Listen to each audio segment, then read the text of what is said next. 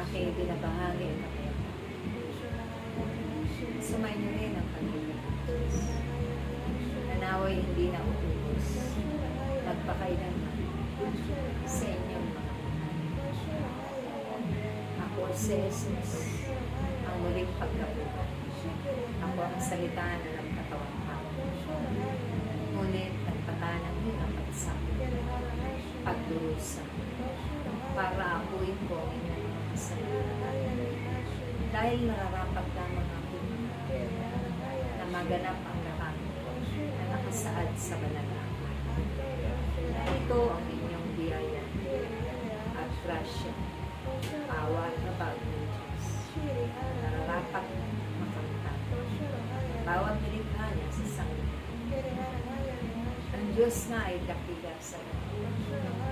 Naway tularan at pagsumikapan niya ang aking pagganap.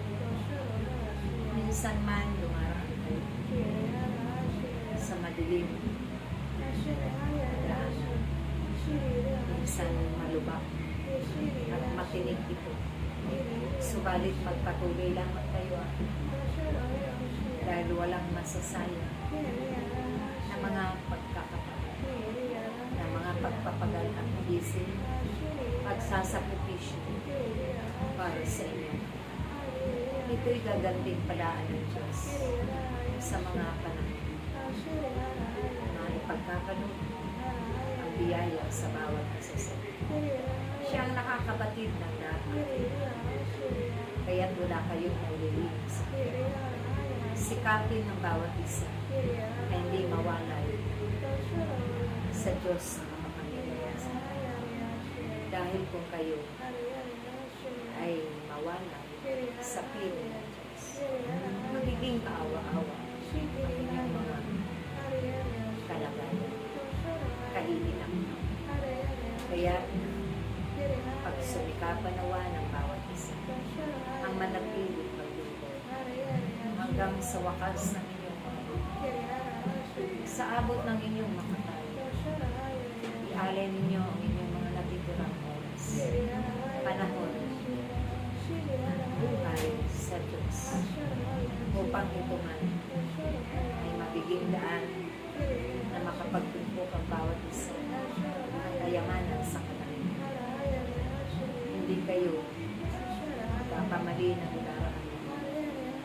Bagkos ang inyong patutungo ay mararating buhay na walang naway magtulungan kayo sa isa't isa sa anumang aspeto ng inyong higit sa mga pag-spiritual.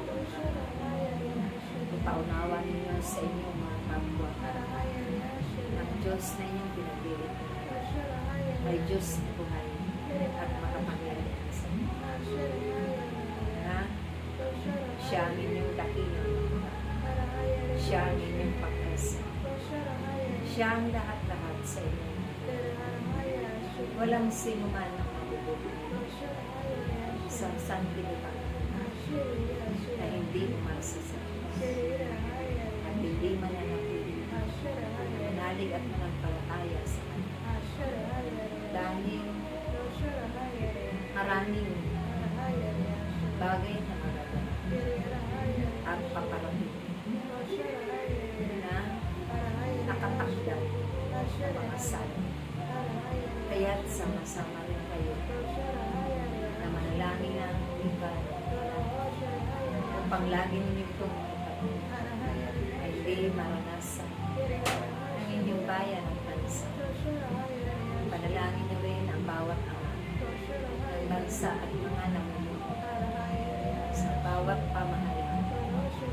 Pribado man ito o mga naglilingkod sa lokal na pamahalaan. Dahil ibig ng Diyos na sila ay maglingkod ng may katapatan, puno ng pag-ibig at katulungan. Hindi sila maging mapagsamantala sa Kanya. Hindi sakit sa kapangyarihan ng kayamanan na makamundo. Pagpus matutulungan nila ng buong katapatan ang mga naglilikaws at ng mga nasa abang lang. Punoy nawa din sila ng pag-ibig mag-uumapaw man ito na nagmumula sa Diyos na may likha sa kanilang lahat.